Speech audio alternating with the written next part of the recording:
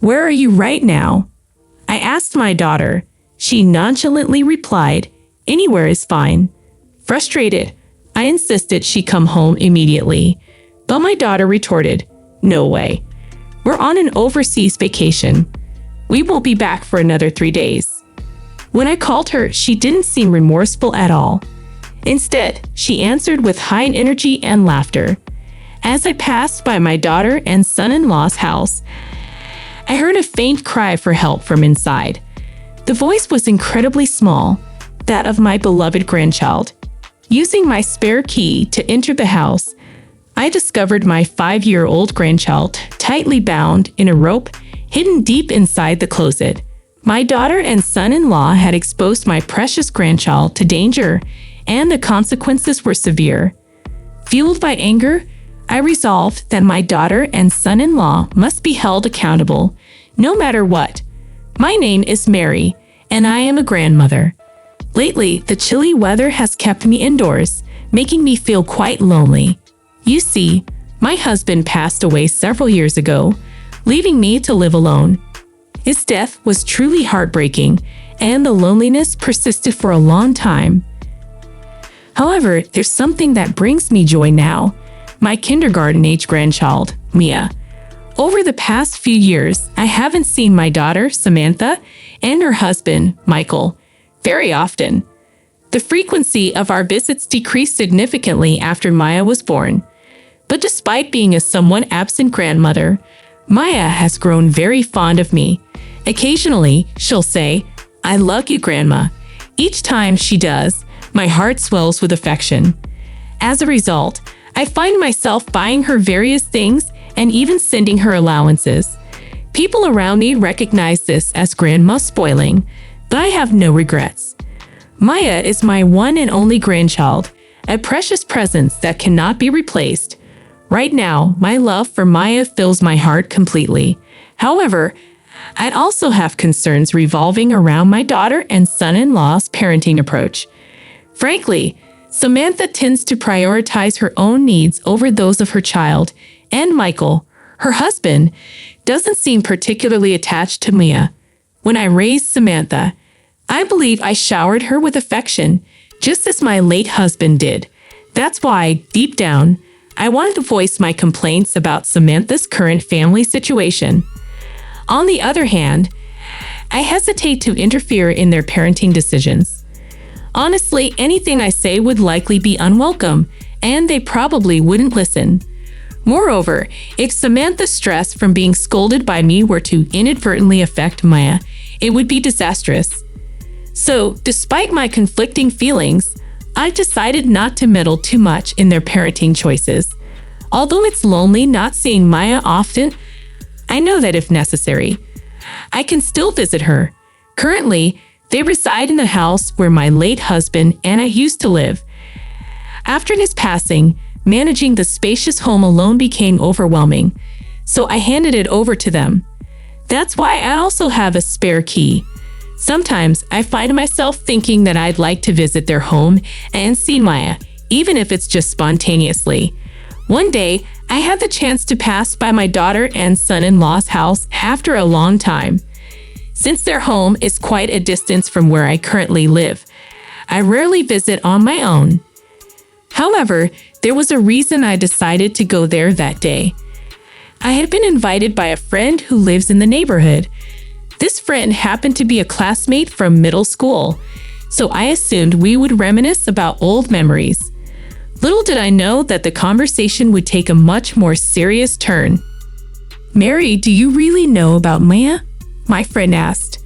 "Of course, she's my granddaughter. How could I not know?" I answered matter-of-factly, unaware of my own ignorance. "No, that's not what I meant. Could it be that Maya is experiencing abuse?"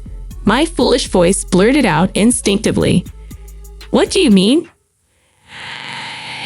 Decided to listen to my friend's detailed account.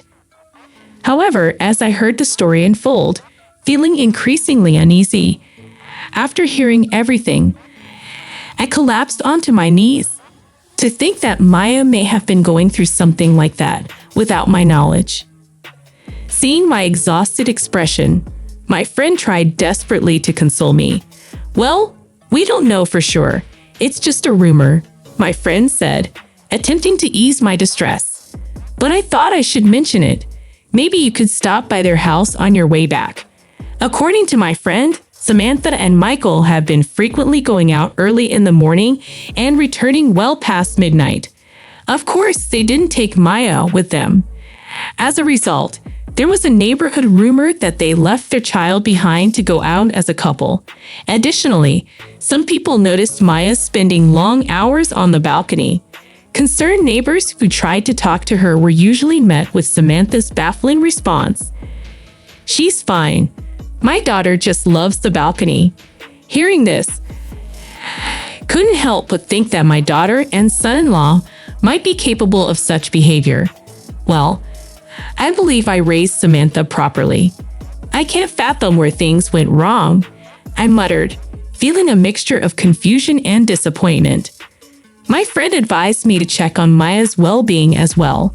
So with my hands trembling slightly, I left the house promptly and headed toward my daughter and son-in-law's home. As I pressed the doorbell, there was no sign of anyone coming out, only the sound of the chime echoing. "Are they not home?" I muttered, about to leave the premises. However, at that moment, I thought I heard something. "Help!" The word was faint, and my hearing had deteriorated lately, making it challenging to catch soft sounds. Unable to discern it clearly, I addressed the noise. "Is someone there?" There was no response. Maybe I had misheard, I thought, as I turned away from the house. But finally, I distinctly heard the plea, "Help!" My spine chilled. The source of that desperate cry could only be Mia. As a doting grandmother, I couldn't possibly have misheard. Given the circumstances, my daughter and son-in-law were likely out somewhere. But even if they left their child alone, why would she be calling for help? My mind raced to the worst possibilities, and I swiftly used the spare key to enter the house. "Maya! Maya, where are you?" My voice echoed through the house, and from not too far away, I heard Maya's reply, "Grandma." "Yes, it's Grandma. I'm here, Mia," I informed her. Maya's voice trembled, resembling a fledgling bird frightened by an external threat. "They're not here, but it's okay. You're safe now," I assured her. As I spoke, Maya flung herself into my arms, tears streaming down her face. My wet, shovel clothes didn't matter. My daughter and son-in-law had gone too far. They had crossed a line that should never be crossed.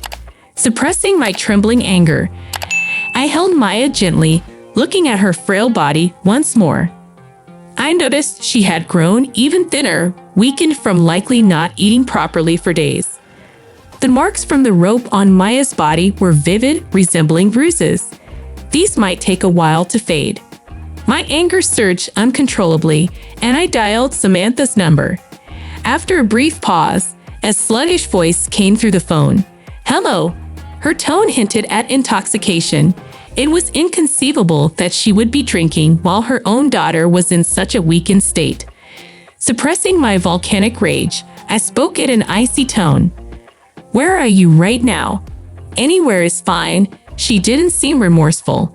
Instead, her high spirits grated on my nerves.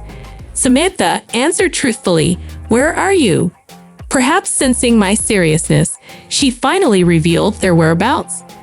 "We're on a family vacation abroad." Why a family vacation, yet they left Maya locked in a closet? I pretended to be fooled by my daughter's talk of including Mia. My daughter's mood was somewhat lowered, but her annoyance at my biting remarks showed through the nuances of her words. "Regardless, come home immediately." "Why? It's a special family vacation. We won't be back for another 3 days." Of course, I hadn't anticipated their immediate return, but when I heard the truth directly from my daughter, it ignited a firestorm of anger within me. Just as I was about to voice my thoughts, Samantha abruptly ended the call with a dismissive buzz. Her cavalier attitude towards neglecting her own child for personal enjoyment filled me with intense contempt and disgust. To think that such despicable behavior came from my own daughter, I found myself regretting my parenting decisions and feeling a profound sense of apology towards my late husband. Amidst this whirlwind of emotions, my composure returned when I saw Maya gripping my sleeve, her worried expression pulling at my heartstrings. Maya was visibly weakened, prompting me to rush her to the hospital. The doctor confirmed that she was on the brink of severe malnutrition. Though her life wasn't in immediate danger, I felt a wave of relief knowing that Maya was safe, at least for the moment. However, my anger towards my daughter and son-in-law flared up. Their actions had endangered my precious grandchild, and the consequences were severe. I was resolute in my decision that they must be held accountable, regardless of the circumstances. Discovering the extent of my daughter's actions was truly heart-wrenching. She had never displayed such extreme behavior before. While neighborhood gossip hinted at mild mistreatment, I knew my daughter wasn't foolish enough to jeopardize so much. The thought of Maya being genuinely abused filled me with dread, considering the potential ruin it could bring upon Samantha and Michael's lives. Despite my conflicted emotions, I couldn't shake the nagging question of what could drive them to such drastic measures. If there was a solid motive behind their actions, perhaps it warranted legal intervention. So, despite the painful memories it stirred, I resolved to see a detailed account of the situation from Maya. She hesitantly began to share. I witnessed Mom bringing home a man I didn't recognize, and the implication was clear. Samantha was likely involved in an affair. My anguish deepened as Maya continued her account. I thought he might be Dad's friend, so I'd innocently asked. But Mom, furious, piecing together Maya's story, it seemed highly probable that Samantha was indeed having an affair. Facing exposure, she resorted to extreme measures like this. With all the puzzle pieces fitting, I took action. I contacted lawyers and authorities to prepare for justice against the couple who hurt my dear Maya. When I assured Maya that I'd protect her, she tearfully said, "I want to live with Grandma." Moved by her words, I made a solemn vow. I'll be there for her, no matter what lies ahead. 3 days had passed, and my daughter and her husband returned from their trip, still basking in the afterglow of their otherworldly experiences. "Let's go on another trip together," they suggested. Of course, as they inserted the key into the lock, an unsettling feeling washed over them. No matter how much they turned the key, the door remained stubbornly shut. Samantha puzzled over it, muttering, "Wait, am I doing something wrong?" Equally perplexed, Michael asked, "What's going on?" Samantha's frustration grew as the key refused to cooperate. She glanced downward and saw a sign that read, "For sale." Michael followed her gaze and was equally shocked. "What on earth is happening?" he exclaimed. Both of them stood there utterly bewildered. Then it hit Samantha, the person responsible for this bizarre situation. "That old hag," she exclaimed, grabbing her phone. Samantha dialed the number registered as an annoying old lady. "Hello." My voice, slightly high-pitched, echoed through the phone. Samantha erupted in anger, venting her frustration. "What the hell? Why is our house listed for sale? Did you do this? It's unbelievable." I chuckled, but the laughter didn't come from the phone. It emanated from behind her. When Samantha turned, she saw me wearing a triumphant smile. "I'm disappointed in you," I calmly reproached her. "I've always had doubts about your parenting style, but I never imagined it would come to this." "Huh? What are you talking about?" Samantha's voice trembled with confusion. "You claimed you were on a family vacation abroad, right? Isn't Maya supposed to be with you?" I pressed, noticing her husband's absence beside her. Samantha panicked and stammered, "Well, Maya went to a friend's house to deliver souvenirs." "Really?" I responded, beckoning Maya, who had been hiding behind me. She clung to my legs, and Samantha's face turned pale. "Maya, why are you here?" Samantha asked, her voice faltering. You bound Maya with ropes and locked her in the closet. You're truly despicable. Why would you do such a thing? I accused, my disappointment turning to anger. Samantha, realizing she was caught, tried to justify herself. What do you know? Parenting is tough. Sometimes you have to discipline kids like that to teach them. Indeed, parenting is challenging. If only my foolish daughter had followed your example, maybe she'd be a slightly better person. I laced my words with sarcasm. Samantha fell silent while Michael, usually quiet, voiced his frustration. Why sell the house? What's going on? When you took over the house, you never changed the ownership. So legally, this house is still mine. As the owner, I can sell it if I want, I explained, watching Samantha tremble. So, where are we supposed to live now? She asked, her voice tinged with fear. Disheartened, the couple failed to express concern for their child. Don't you worried about your own child? My stern tone made them uneasy. Well, we're not under your protection, right? No problem, I sighed, their indifference infuriating me. Samantha's words left me speechless, but there was something reluctantly I needed to convey. The situation, while Samantha and Michael were gallivanting, I explained everything to Child Protective Services, lawyers, and the authorities. Custody had been transferred to me. Their expressions didn't darken. Instead, they seemed oddly pleased. Really? So, we don't have to deal with parenting anymore? Fantastic, Samantha remarked, her tone flippant. Michael remained silent but nodded in agreement. However, I knew that sharing this news would put them in a good mood. So, with the intention of finally retaliating, I spoke up. Well, it's not that easy for custody to change, right? You're not foolish, so you can imagine that much, I said pointedly. Despite my words, the couple seemed oblivious to the gravity of the situation. I continued, I merely consulted with Child Protective Services, but they deemed this incident quite serious and contacted the police. Their faces turned pale rapidly. I smiled sweetly and added, you too should reflect on your actions. In prison, Samantha protested, wait, what's going on? This is bad. We need to escape. Michael, usually quiet, snapped, calm down. It's not like they're coming for us right away. Both of them seemed irritated, so I decided to add fuel to the fire. By the way, Michael, the reason Samantha locked me up this time is because her affair was about to be exposed, I revealed. Michael's face momentarily showed confusion, but then he blushed furiously and lunged at Samantha.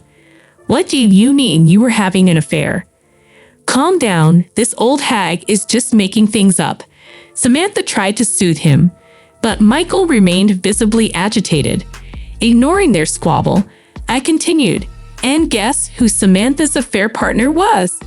James, her high school classmate. You know, the guy who lives nearby. Samantha's expression tightened. How do you know all this? She had inadvertently admitted to the affair herself, and Michael was now berating her with fury. Seeing his rage, I found it somewhat amusing. But I wasn't done yet. By the way, James is married.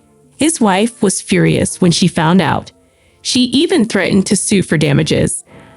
I added calmly. Cephie fell silent, understandably so. She needed to find a new home, come up with excuses for the police, and brace herself for a hefty alimony payment. The police matter was almost a foregone conclusion. She was likely to be arrested.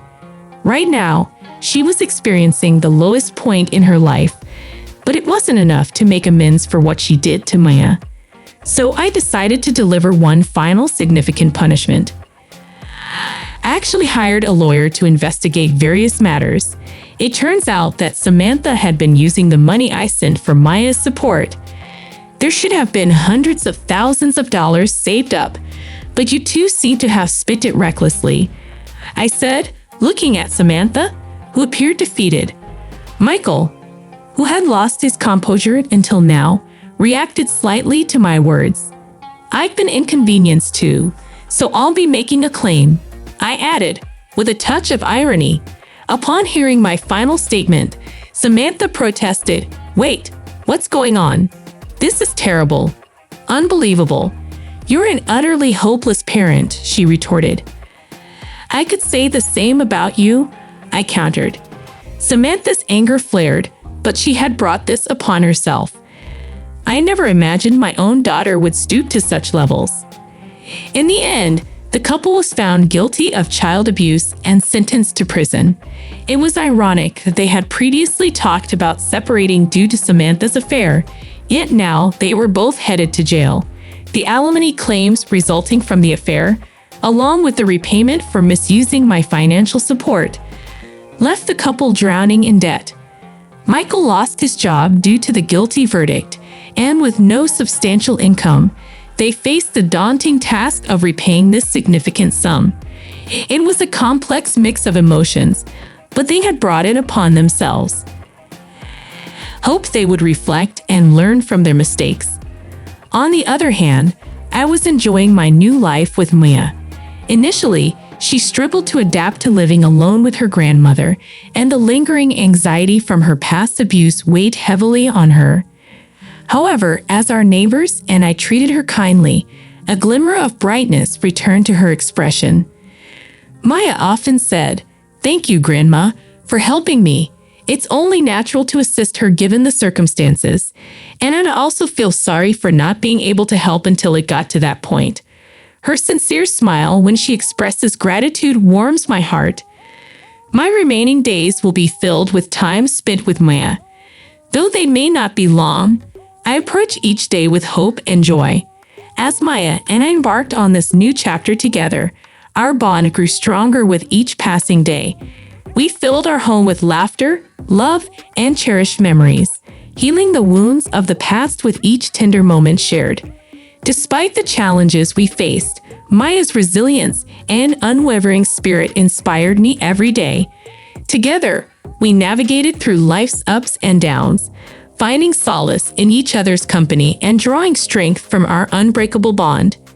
As the years went by, Maya blossomed into a confident and compassionate young woman, guided by the values of kindness, empathy, and resilience instilled in her by our shared experiences.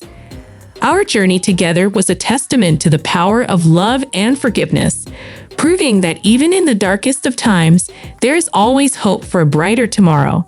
And as I looked back on our tumultuous journey, I couldn't help but feel grateful for every moment spent with Maya by my side. She was not just my granddaughter. She was my greatest joy, my source of strength, and my most precious gift. In the end, our story was not just about overcoming adversity or seeking justice for past wrongs. It was about the transformative power of love, compassion, and forgiveness to heal even the deepest wounds and forge a path towards a brighter future. And so, as I held Maya's hand and watched her embark on her own journey, I knew that no matter where life took us, we would always carry the lessons learned and the love shared in our hearts, forever bound by the unbreakable bond of family. The moral of the story underscores the importance of prioritizing the well-being of loved ones, especially the vulnerable, over personal desires or convenience. It emphasizes the responsibility to protect and nurture family bonds, advocating for those who cannot advocate for themselves, and confronting wrongdoing, even when it involves difficult decisions or challenging relationships. Ultimately, the story illustrates the transformative power of love, compassion, and resilience in overcoming adversity and forging a path towards healing and reconciliation. Join us on a journey of resilience, compassion, and the power of family bonds in our YouTube series, Family Bonds, Nurturing Love and Overcoming Adversity. Explore the compelling stories of individuals who faced unimaginable challenges but found strength and solace in the love of their family members. In each episode, we delve into real-life accounts of courage, sacrifice, and forgiveness, showcasing the transformative impact of familial support in navigating life's toughest obstacles. From heartwarming reunions to courageous acts of advocacy, these stories will inspire and uplift audiences of all ages. Subscribe now to our channel and embark on a journey of hope, healing, and the enduring power of love in the face of adversity. Don't miss out on the opportunity to discover the profound lessons and timeless wisdom hidden within the depths of family bonds. Join us as we celebrate the resilience of the human spirit and the unbreakable ties that bind us together.